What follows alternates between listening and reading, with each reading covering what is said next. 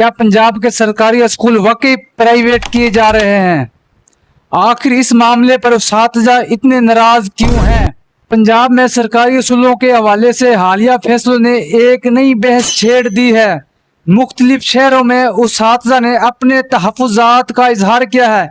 इनका कहना है कि अगर सरकारी स्कूल निजी शोबे के हवाले किए गए तो इससे उस्ताद की मुलाजमत, तलबा की तालीम और सरकारी तालीमी निज़ाम पर असरात मुरतब हो सकते हैं। दूसरी जानिब सूबाई वज़ीर तालीम राना सिकंदर हयात का कहना है कि हुकूमत का मकसद सरकारी तालीम को ख़त्म करना नहीं बल्कि ऐसे स्कूलों की कारकर्दगी बेहतर बनाना है जहाँ तालीमी नताइज कमज़ोर हैं।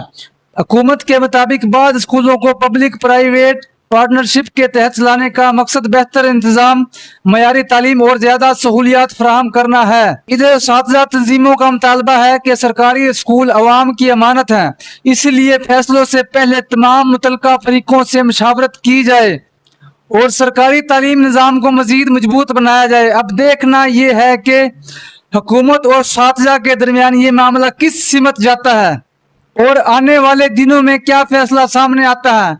आपकी इसमें क्या राय है? क्या सरकारी स्कूलों में इस्लाहात का यही तरीका दुरुस्त है या हुकूमत को कोई और दूसरा रास्ता अख्तियार करना चाहिए? अपनी राय कमेंट में ज़रूर बताएं। अगर वीडियो पसंद आए तो लाइक करें और ऐसी ही मुस्तनिद और वीडियो देखने के लिए हमारे चैनल को सब्सक्राइब करें। शुक्रिया।